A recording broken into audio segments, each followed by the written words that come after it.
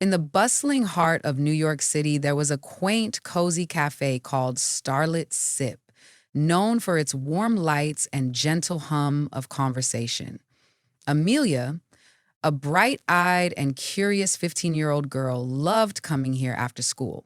It was a place where she felt comfortable, sipping hot chocolate and escaping into her world of sketching doodles in her notebook. One rainy afternoon, as the drops drummed steadily on the window, she noticed a man sitting alone at the corner table, gazing out at the city with an expression of deep loneliness.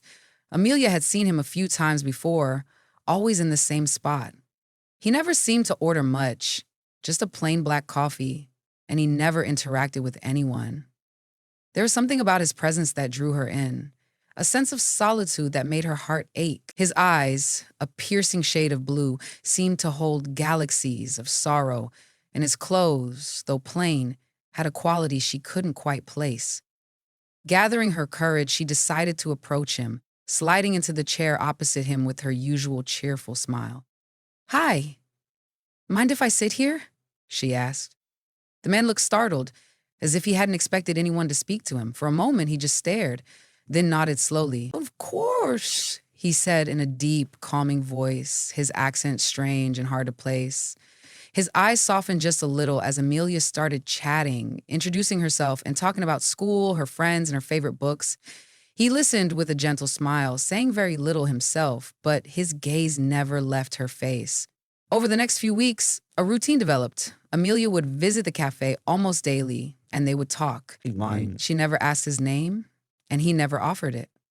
He seemed fascinated by the little things she shared, how the leaves were changing colors, the quirks of her teachers, and her dreams of becoming an artist. He listened as if these mundane things were the most important stories in the universe. Gradually, Amelia started noticing odd details about her mysterious friend. And his eyes, which seemed to change shades of blue in different lights, sometimes caught the sunlight in ways that made them look almost alien. Occasionally, when they discussed science fiction, he'd make comments that seemed more like memories than opinions, speaking about far-off stars and strange phenomena as if he had experienced them himself.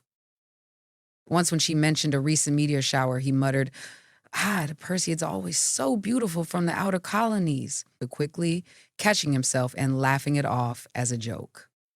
One evening, just as the sun dipped below the horizon, painting the cafe in a golden hue, Amelia noticed a group of strange people enter. They were dressed in crisp suits, but something about them felt off. They had an unnatural stillness and wore odd metallic pins shaped like tiny stars. The moment they stepped inside, the man she'd befriended tensed, his eyes narrowed and his posture stiffened. The strangers scanned the cafe, and Amelia watched in confusion as they walked directly towards them. "Is there a problem?" she asked, sensing the shift in the atmosphere.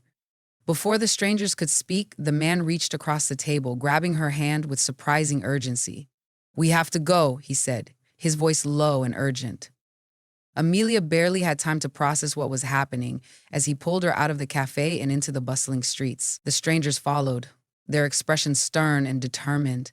They weaved through alleyways and side streets until they reached a quiet, abandoned corner of the city. The man turned to face Amelia, his expression a mix of regret and worry. "I'm sorry," he said.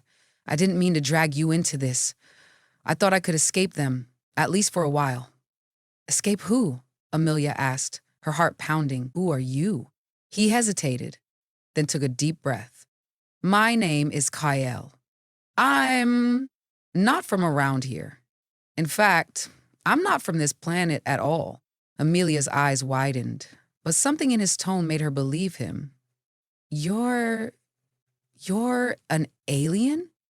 Kyle nodded, his gaze intense. "Not just any alien. I'm the Emperor of the Andromeda Confederacy, a group of galaxies far beyond your own. I came here to escape my responsibilities, to find a moment of peace. I was tired of the politics, the battles, and the constant pressure to lead. I wanted to be ordinary, if only for a little while."